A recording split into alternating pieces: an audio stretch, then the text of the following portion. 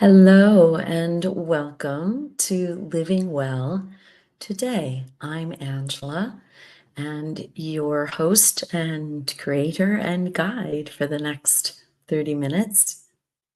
Thank you for being here and for being open to, if you want to grow your business, grow yourself.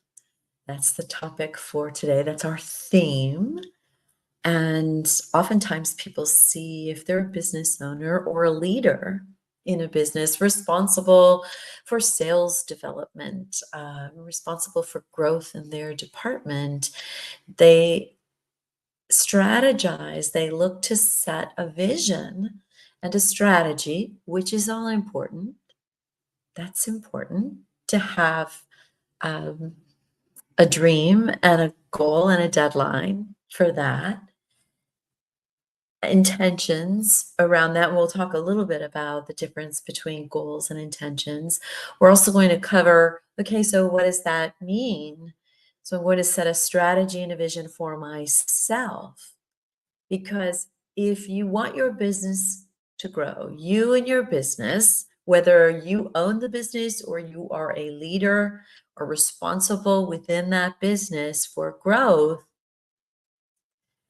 I'm going to show you how to impact the bottom line, the top line and the bottom line very effectively and very quickly. We are not separate from our business. We are our business. I never understood that's business. This is personal and that's business. But that integration of those, you showing up in your work as all of you, the person that you are, is very powerful. Why wouldn't you only want to show up as part of you? And then at home, the lessons and the life. Now it's different between understanding that doing work 24/7, that's an imbalance. You need to create space for the other aspects of your life and your family and nurturing your own self-care, etc. But the person you show up as, your wisdom, your empathy, your curiosity, your patience and understanding and capabilities, your natural gifts and talents, those are always with you in any realm that you travel or you want them to be. You don't want to show up just partially you. Oh, well, that's me when I'm home with those people, but this is me when I'm at work. No, you don't want to do that.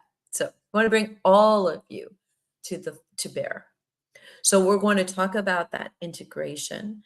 And we only have 30 minutes or so, right? So we can't go too deeply into the integration aspect of this, but trust when I say that as you learn to bring all of you to everything you're doing, your whole heart, your whole spirit, work gets easier and grows faster with less challenge. Doesn't mean that there won't be challenges. That's the nature of things. Yeah. Uh, there will be failure. Failure in a sense that it didn't necessarily go exactly the way that you had planned. Sometimes the most beautiful gifts and wisdom come out of that change on your GPS. So we're going to talk about the role of beginner's mind, which is a Buddhist concept, beginner's mind. We'll talk about some people that I have sit around my virtual board of directors for perspective and guidance with their wisdom. One of which is Albert Einstein, another Napoleon Hill, and another Louise Hay, self-development, an author, and beautiful human being, Louise Hay. So we'll incorporate some of that. And then we're going to go through some aspects of the harmony method so that you can see how those tools and exercises within the harmony method can be directly put toward your work, your business.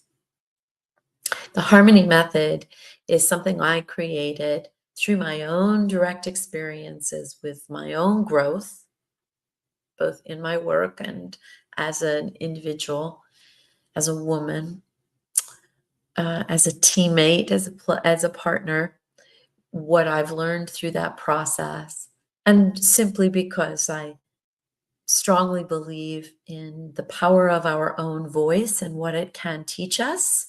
And because my nature, my very nature on this planet is my singing and my music, and so harmony just made the most sense. And it's resonating. It's resonating with people.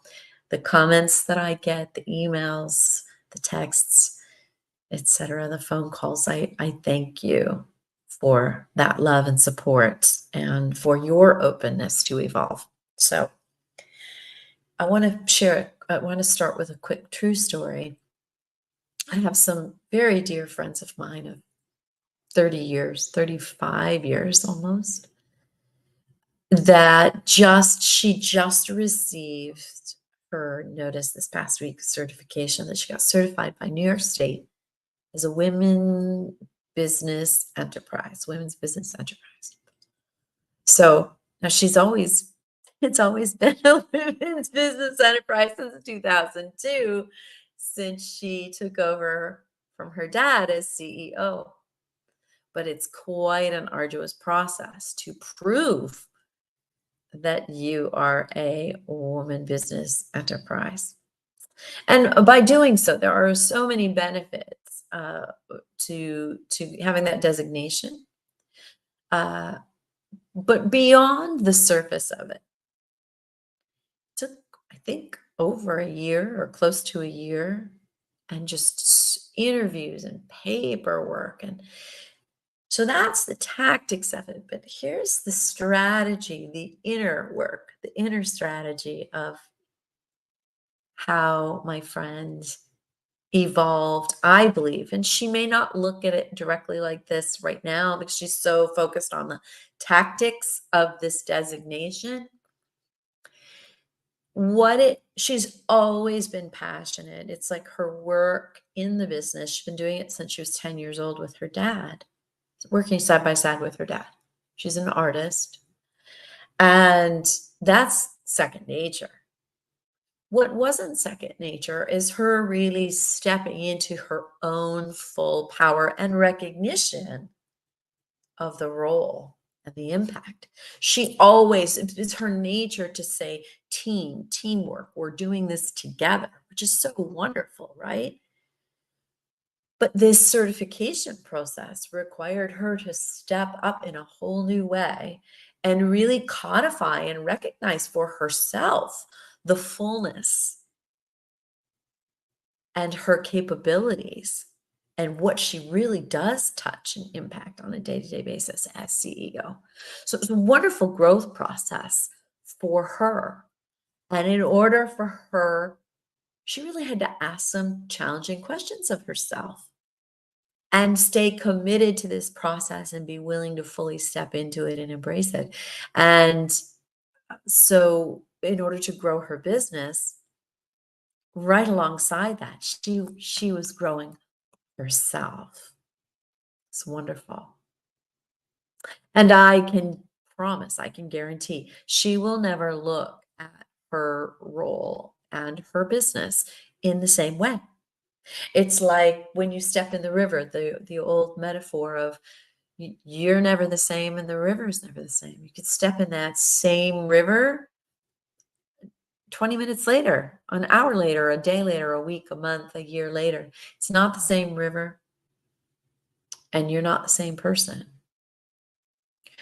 So, when it comes to growing your business, as an example, what does a beginner's mindset, the Zen mindset of business, profess? And that is, beginner's mind is all to do with a continuous openness to learning. The penultimate, curiosity. There's a saying I want to read to you that I wrote down so I wouldn't forget it. In the beginner's mind, there are many possibilities. In an expert's mind, there are few.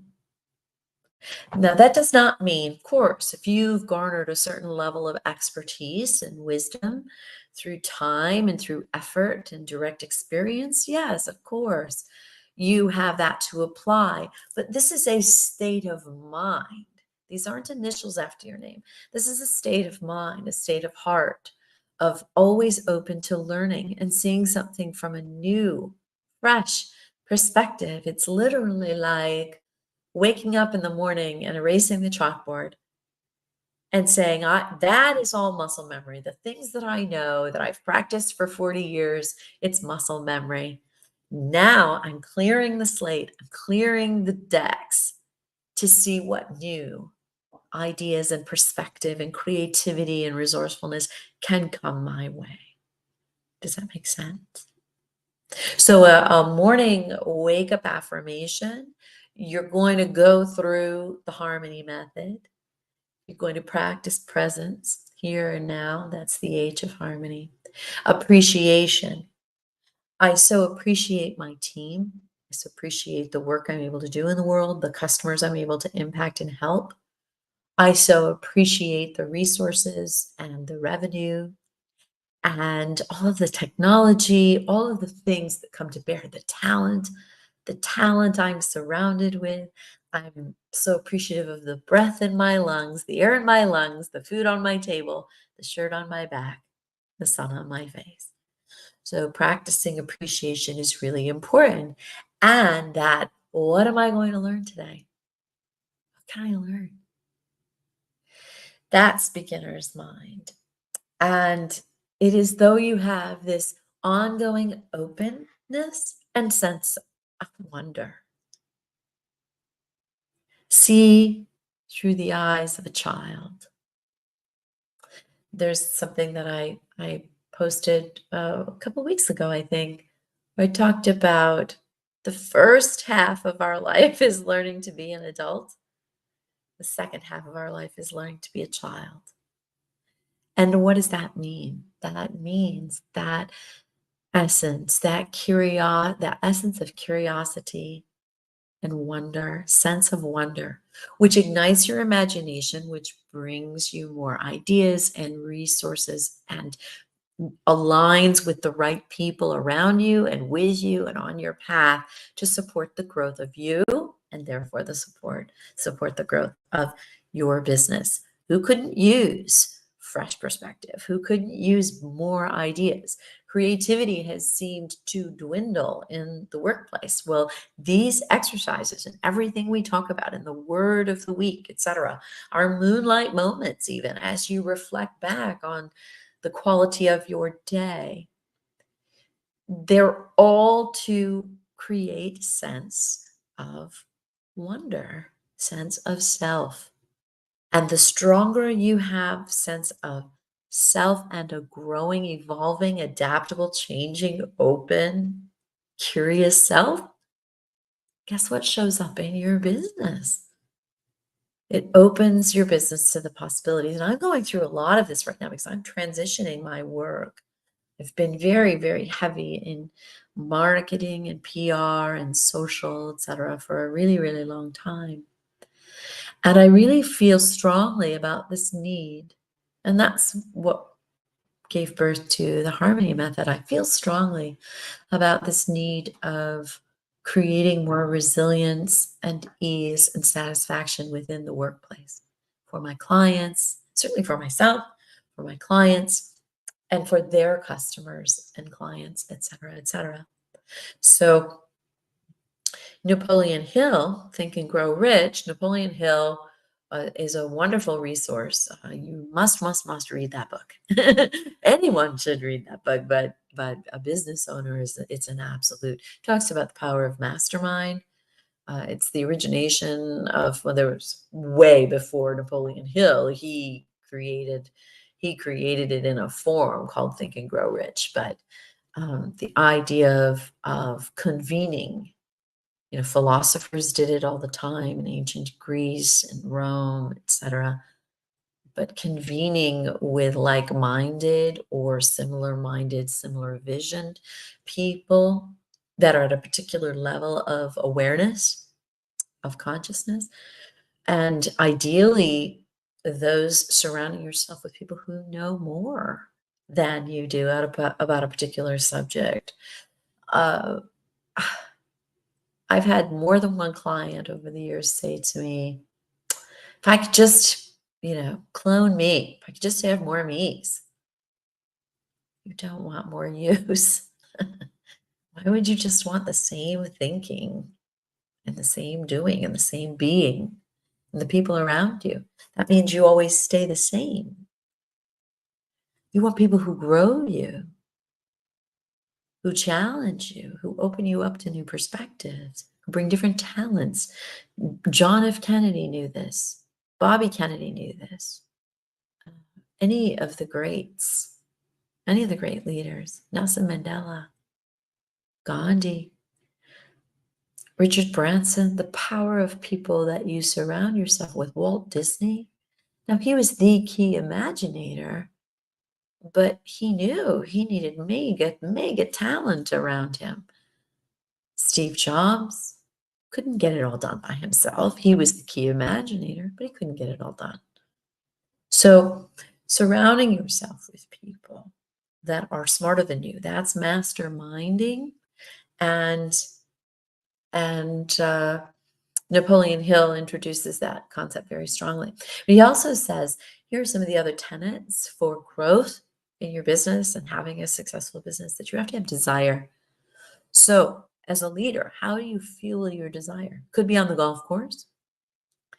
Could be through reading. You may have a voracious appetite for reading, which is really vitally important to continuing to foster your breadth and depth and understanding of philosophy and wisdoms in the world, perspectives that are different from your own, and for people who've gone before you.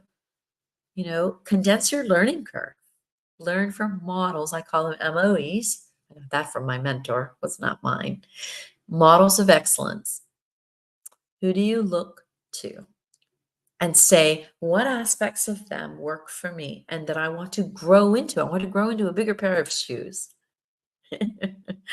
So faith, Napoleon Hill says, absolute foundation in faith, a trust in something bigger and that is beyond us, gives us a sense of purpose, a sense of self, a sense of connectedness, a sense of supportedness, a belief that, and a trust, deep trust in partnership with Source, with God, with the collective, whatever word suits you, faith. So what Napoleon Hill did is he studied all the huge industrialists that created beyond anything that had been created before in America, Carnegie and J.P. Morgan, etc. So what he says is he looked at those models of excellence and he studied and studied and studied and said, what are the commonalities amongst these people? Another one was imagination. We mentioned the imaginators of Steve Jobs and Walt Disney, Emily Dickinson. Just, can you create new vision, new possibilities? And other MOEs, other models of excellence can help foster that. There's nothing like expanding your imagination and creativity other than practicing beginner's mind, spending time in nature. That's the N of harmony. Spending time in nature. You want to foster imagination. Watch how nature works.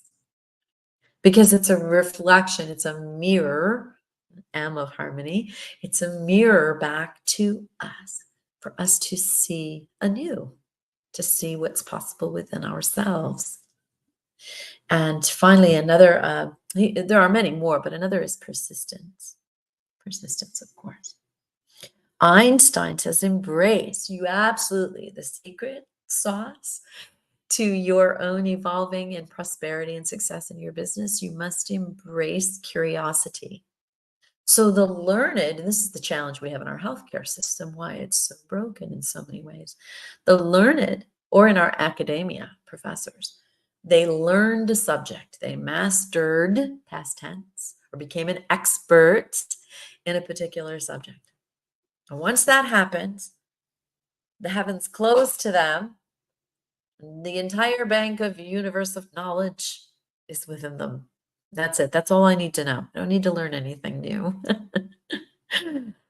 And that's a sad place of atrophy, because you cannot foster imagination, which is the builder and creator of things, and new experiences and new wonders, etc., new growth. Can't do that without imagination, and you can't have imagination. Imagination will atrophy if you just say, I already know everything, if that's the story you're telling yourself. So shift the story. Time to shift the story.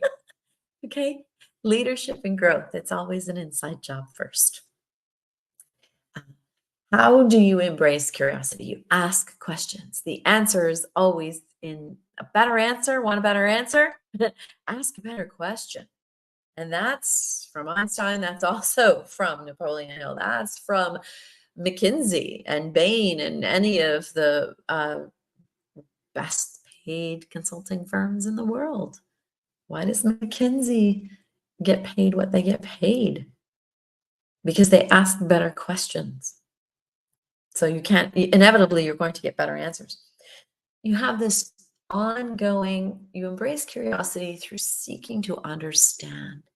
And this, I would say, for leaders with respect to your employees, do you really seek to understand? Or are you just trying to get on to the next thing?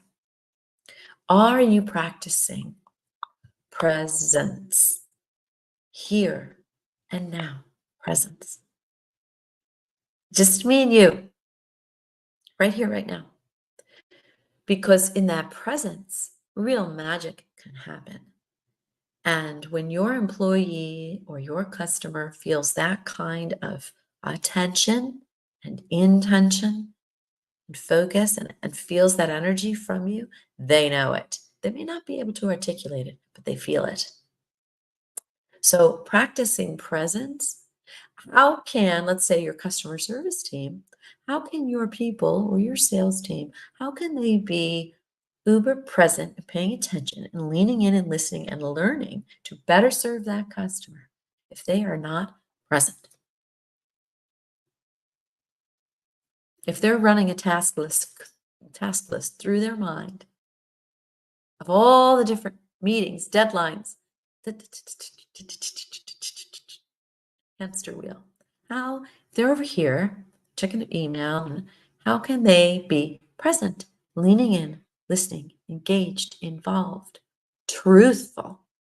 Because to me, integrity, truth, is being fully present.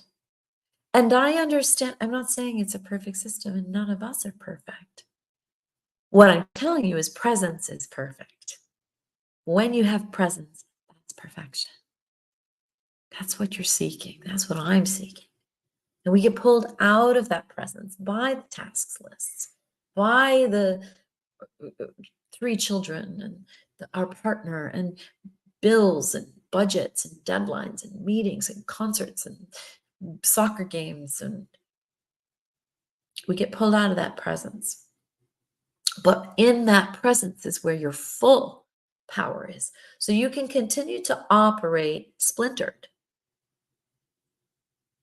which will take you so far. But what we're talking about today is real growth. Big stuff, big growth. And until you can get in a place of quieting yourself enough, getting the monkey mind to settle, let the dust settle a bit so that you can fully be paying attention and offering and giving attention and giving your heart and your spirit and your mind the openness and presence necessary. You cannot fully grow you or your business to the degree that it could otherwise. So presence is really vitally important. Seek to understand, to adapt and evolve. Which also infers, this is all Albert Einstein, you must be open to receiving, receptive to feedback, open to receiving, the R of harmony, receptive to feedback. Because again, if the only voice you're ever listening to is your own, how does that foster growth? It cannot, based on all of that we've talked about already in the last 20 some odd minutes. I guess it's 25 minutes. Flex in your thinking, flexibility in your thinking. And again, that is that idea of once you've become an expert in your own mind, you're dying. Your brain is dying and your heart is dying because you're not growing. So we're either growing on this planet, we're either growing or we're dying. Can you stand still? Yes, you can stand still, you can tread water. And in that, your recognition of I am still because I am rejuvenating, I'm pondering, I'm being curious. I'm not making, my decision right now is not to make a next decision. My decision right now is to just be and be open. So yes, but that's growth, you see. We always think of growth as, oh, I'm moving in this trajectory, but growth happens right here in this moment.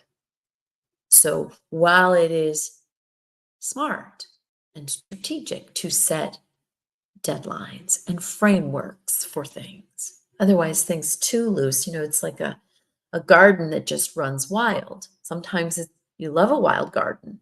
Sometimes you also like that garden to have a framework, right?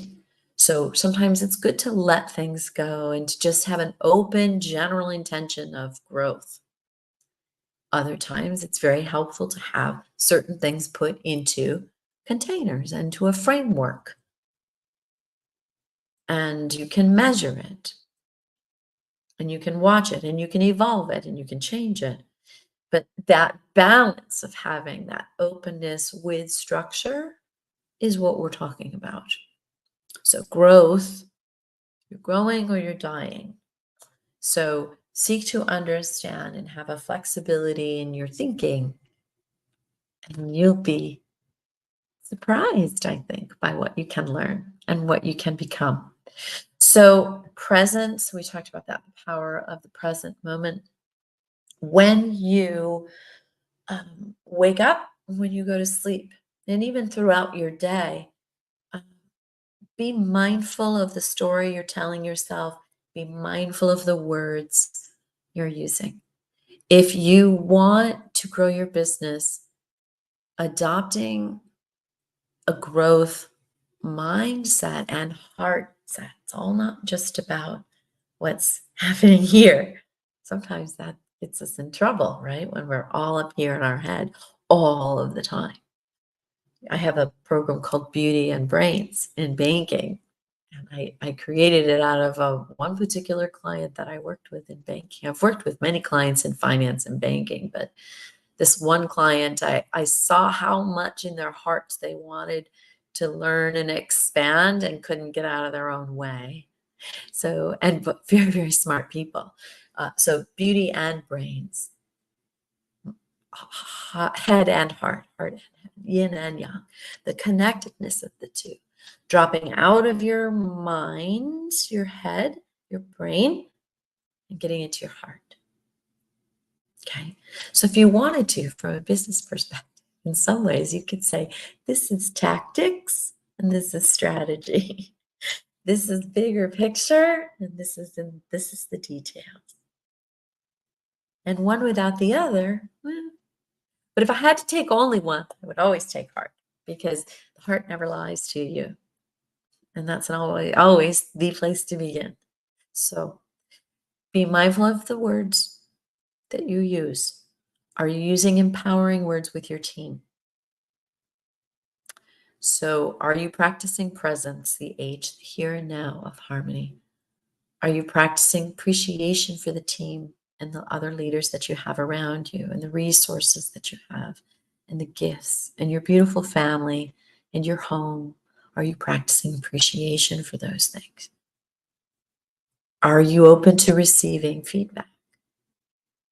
Are you looking at the world with beginner's eyes and beginner's mind? Let it hitting the reset button in the sense of a refresh and saying, okay, I'm here to learn today. What can I learn?